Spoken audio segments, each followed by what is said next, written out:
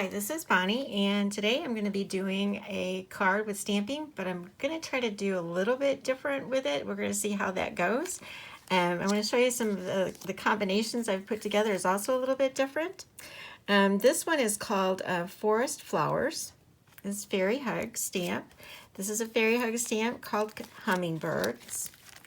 This one is called Slanted Tree, and sometimes it's a little confusing. This one came with a Halloween collection that we had, but it is such a pretty woodland tree that can be used anytime. And then we tend to forget about the fairies that are inside our wonderful flower fairy collection, and this one's Becca's Sunflower, and this one will work really good with what I'm planning to do. So I'm going to be doing a little bit of stamping and fussy cutting, today. This is a paper that I made on watercolor paper, and then I turned it into digital paper. And the first thing I want to do is stamp all of these wildflowers like in the background. And I'm going to be using, instead of using the typical I usually use VersaFine Clear Nocturne. I'm going to be using Distress Oxide this time because I know I want a lighter background, and that's the plan. Because I want the tree stump to kind of like just be on top of all of this. And so by using a lighter color, it's almost like masking. It's not the same. So I'm going to go ahead and get started, and I'm going to try Pumice Stone, but I also have pulled out Iced Spruce because I'm not really sure, because I haven't done this yet, how that's going to stamp on here. I know I want it like a second generation stamp, and when I use the Morning Mist, it's a little bit darker than what I want it to be. So that is why I'm going with a Distress Oxide.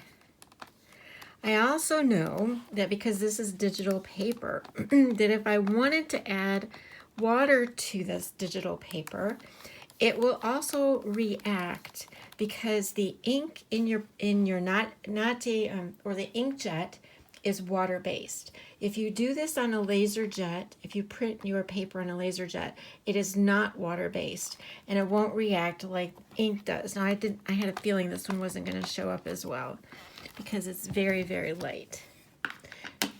So I am going to try. I know that my Iced Spruce is a little bit darker. It does have more of a greenish cast to it, but I know it's darker.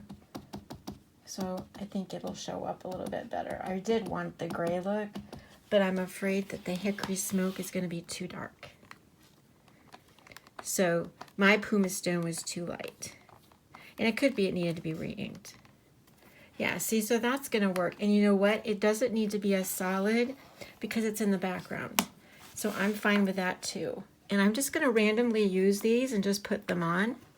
And they're going to go over each other.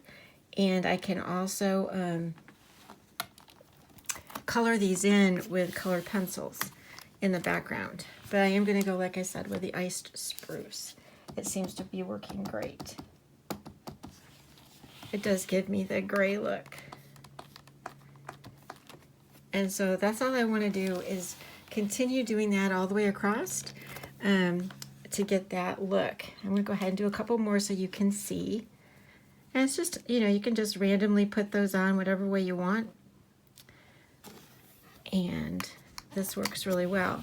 And I wanted to show you kind of like my plan for how this is going to work with that tree. Like I said, I don't care that they're not solidly stamping. It's great for me. I want to just use all of them. I think I've already, okay, I haven't used this one. And like I said, I'm just randomly putting them on. And because it's lighter too, when I go to stamp the tree will stand out towards the front, because I will use the VersaFine Clear Nocturne. So I do want the center of that. So if you put more ink on here, remember, it's going to make it darker. But that worked. So it seems I even like doing it that way. I just rubbed the ink across. It doesn't have to be in order of what you did, you know, like a repeat. Although it's this, and I don't want to do a bunch at one time because I want them to overlap, like they're really truly, whoops, like they're really truly in the garden or in the field.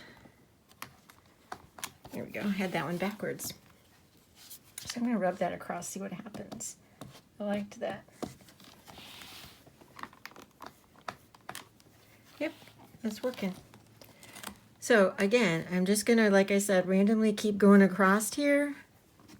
Should probably line these up a little bit more so I know what I'm doing so I don't lose the ones I have.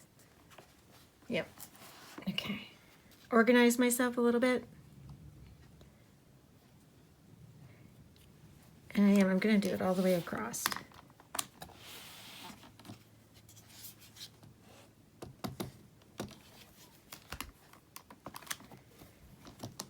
And this way I don't, like I said, have to do the second generation, which I didn't want to do. I'm gonna move the tape.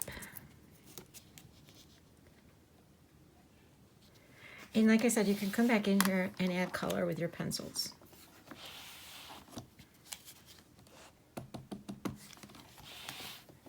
And I know I don't always speed things up because I think sometimes it's good to see the process. I think I'm going to add a little bit more to that one flower. There we go.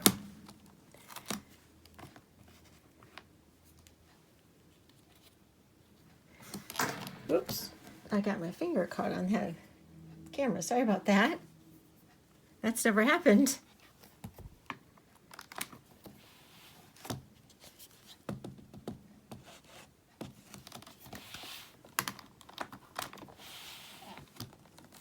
And actually, I mean, this does go pretty quickly. It's just that because I'm filming, it seems like it takes forever.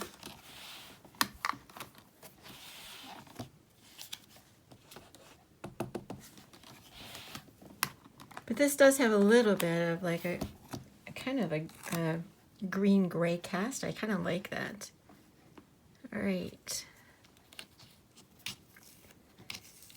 And yes, it would be convenient if I could stamp these all at the same time. But because I'm overlapping, it's not going to work.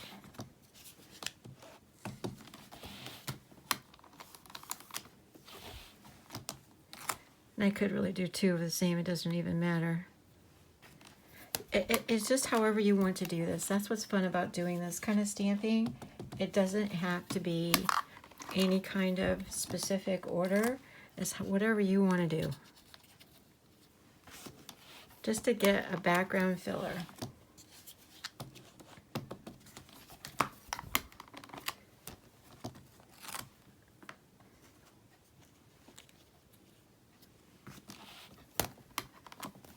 And you might not think it looks like a lot right now, but when it comes all together, it just makes it, I don't know, it works.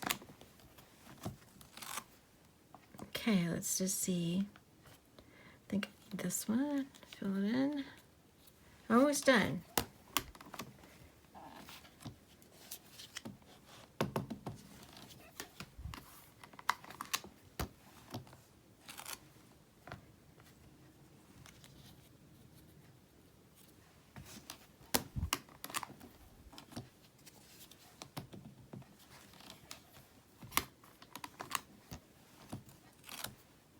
All right, get that in there, and we'll call that done.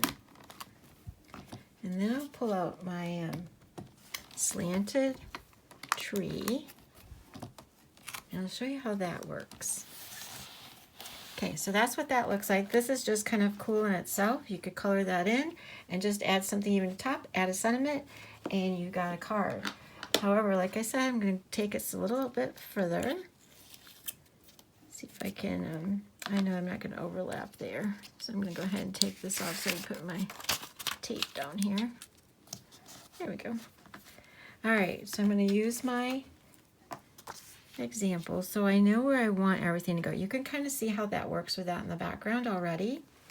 And then I'm planning to put her up here on top. She fits really good, even though that was not made for her to, you know, be on there. She works really well. And I'm going to be having her looking up at the hummingbird. So that's the whole plan. So, but with her, I think what I'm going to do, we'll have to see how this works out, because I think it's going to be fine. I might end up doing some fussy cutting, and I might not if it all works out. And make sure I have this, I had that on there in the right place. I think I'm going to bring her back just a little bit, because I want to have room for the bird up above and a distance. That works. All right. So like I said, with this stamp, so I get that set up, I'm going to be using VersaFine Clear Nocturne.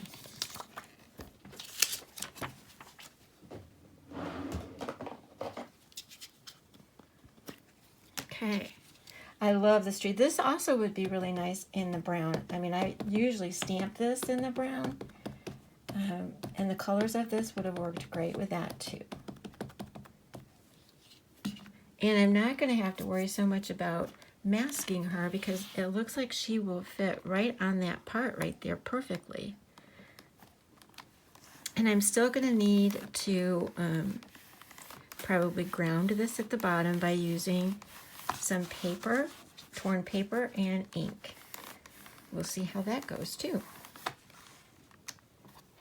All right, that looks really good, but I am going to give it another pass, because I can just tell that it could be just a little bit darker.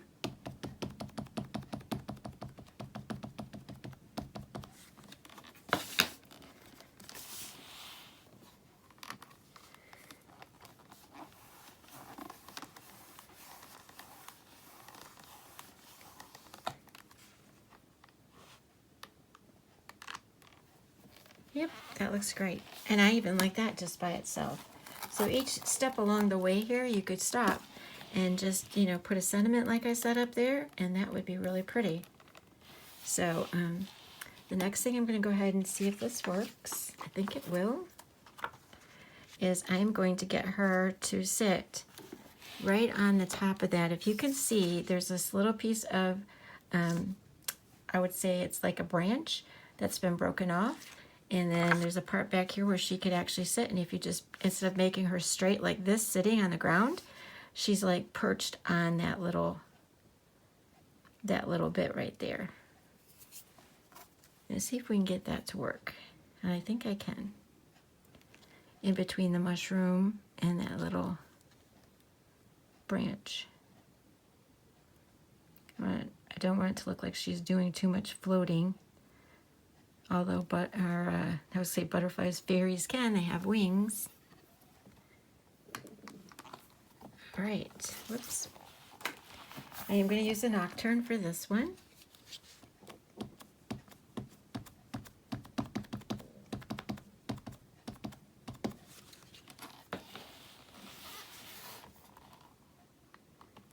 Yep, that's going to work in terms of location. See, now she was not meant for this tree. She came much later in the collection. So this is kind of fun to find something that will work together from the past and when it comes later. Just got to make sure that that comes up for me. I can tell my tape is not going to probably hold that the way I wanted to, so I'm going to use my paper piercer to hold the paper down. There we go, that worked. I'm going to do it one more time. And again, you always will hear me say this lots of times in my videos, that I need to refill my ink pad. So one of the things that when you do a lot of stamping, and it's solid stamping, one of the things that's nice to have are refills for your ink. And I have several. In fact, I'm going to show you. This is what the refills look like. This is a VersaFine Clear inker, and this one is the Nocturne. And I always make sure I have extra. I just tend to forget to refill my ink pads until I notice I'm taping, and I should have. That worked. I can see there's one little spot I want to get. I'm going to try that one more time. There's one spot there that I can color in with a marker. It's just tiny, but I'm going to see if I can get it. It's in her shoulder. Yep. Made it a little bit darker. Not as defined, but it still worked. Okay. Because I wanted to get that one spot. So that's her. And then the next thing is going to be getting this hummingbird looking down. So they're looking, I consider them looking at each other. All right. And we still have room for a sentiment also, but I did not pick out one, so I'll have to pick one out to figure that out too. Okay. Any of these could actually be in color. Like the hummingbird, I could really have stamped him in a green. That would have been pretty too, but I can still color, add a little bit of color to him. And there's also room for me to add a sun halo in this design, which I think I'm probably going to do. Okay, that worked out great. So we have the stamping done. It did take like, I mean, if you think about it, it took 16 minutes to make this just this way, 16 minutes to make this. And you can pretty much have a card finish if you just leave it just this way. So I'm going to go ahead, get the halo for the sun, and find a sentiment. All right, so I figured out I'm just going to simply go with Happy Birthday from the Fairy Words sentiment set. And I'm just going to put that, it fits perfectly right there. And I'm going to take this off so I have room. Okay. And I'm going to use VersaFine Clear Nocturne to keep with all the same color in the stamping I've done. Just trying to set that up to make it straight. All right. There we go. That goes across the grid really well for me. And then after this, I'm going to go ahead and get the sun halo and the base for the bottom to ground it.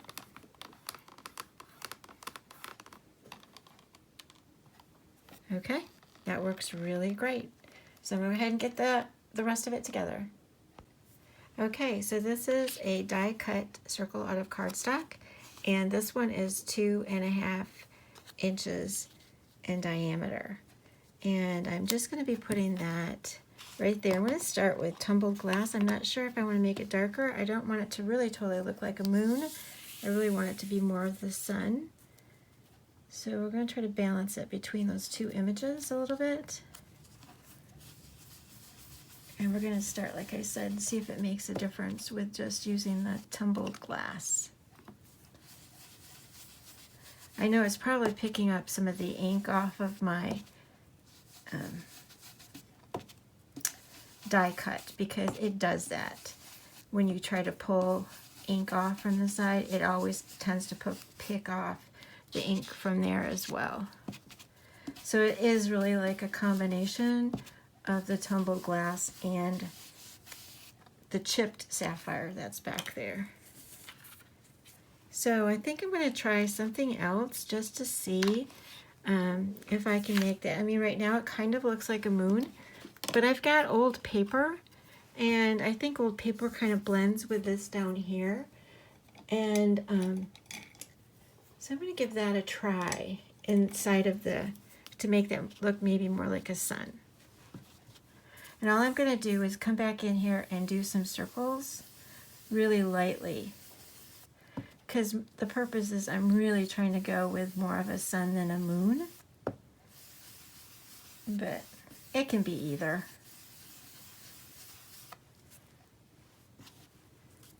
Because, I mean, I didn't want to use a bright yellow because the whole color scheme behind is not bright. I wanted it to match up. So We're going to leave it like that. And then I'm going to go ahead and anchor this down here by using another piece of torn paper that I have. I'm going to go like this, and I'm going to start with the ice spruce because that's the color of the stems. And I am thinking that the stems will look like they're blending more into the ground then. Maybe. Because it might be darker, and I might have to go darker. It's funny when you stamp, or maybe it's not funny, but when you stamp, I always notice that the stamping is darker than when I blend. I mean, like you can see the stems through that. If you see what I'm saying, it does look like they're growing on that. But I don't know if I'm going to go with a darker to see if I can kind of get rid of that. And I think what I'm going to do is try the faded jeans over that, just to see if that will work. And I always try to do these things so that you guys can see as you're working that you can always come up with a plan B or whatever. But I want that to blend in a little bit more, and it might not.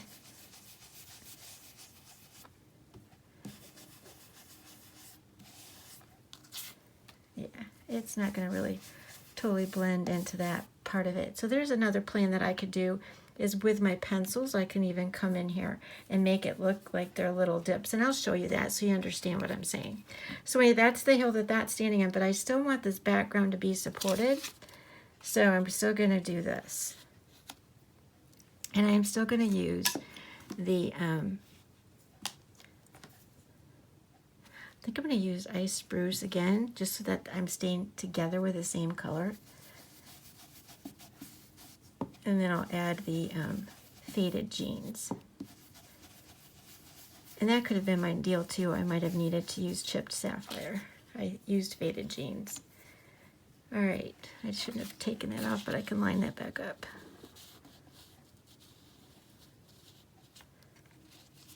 There we go. And I'll use faded jeans again.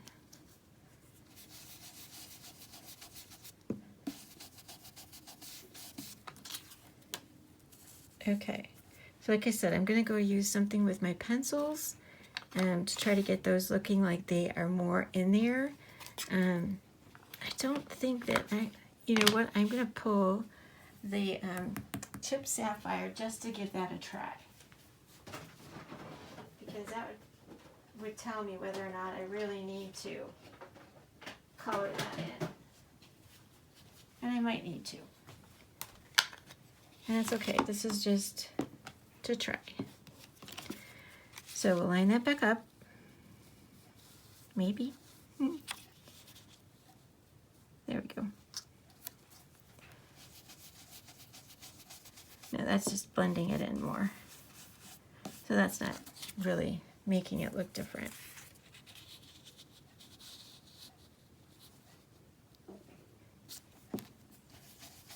The thing that's nice about this torn paper too is each of the torn parts of it lets you line it back up because it's not, you know, a smooth area. So anyway, that's what we're going to try. I'm going to go ahead and get my pencils out and do a little bit of coloring, and I'll be right back. Okay, so what I did is I started adding a little bit of clumps down here for the grass, type of grass. It can be taller too. And the two colors that I'm using, it's like a green that kind of matches with the ink, and then I'm using a blue that kind of like is a complement to it. So basically all you do is you can start down here at the stem of the flower and just do, you know, swiping up motions like that, just all over. It's kind of like in a V shape.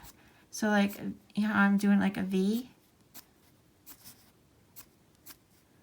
And that's all you do is just, you know, just to add that. And then the blue kind of like, it's not really as prominent, but it gives a little bit of a contrast to your grass. And like I said, you can have that go up higher. It's just, like I said, a V type of a look. So it's just not being like drawing it, but flicking, kind of flicking your pencil up with it being maybe more, I don't know, I wanted to say at the bottom a little bit harder and then soft as it goes up. But that's all you need to do to add to get that to tie in. You can't really tell, other than, you know by watching that this is what we did. But that just adds some of the grass elements for you. And you could always do this in your, whenever you make your cards. It doesn't have to be just because I'm trying to, kind of like cover up some of that so that it looks all like it goes together. But you can see it's pretty easy. You just flick up. And like I said, it's like a V shape in doing that. And then I just come back with a little bit of the blue just to, have a little contrast.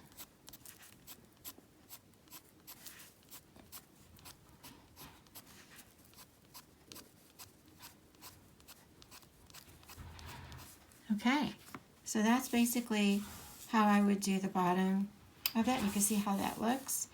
So the next thing that I would do is probably do some coloring in, like I'll color in some of the flowers. I'll color in her wings. I might add some color to her outfit, and I'll add some color also to the hummingbird. So I'm going to go ahead and do that off screen. You don't need to probably watch me color, but at the beginning I will show you what it looks like finished. And all I'm going to do is I'm going to be using colored pencils and adding those colors. So I just want to thank you for stopping by. All the information will be in the description below what I used. Thanks so much for stopping by.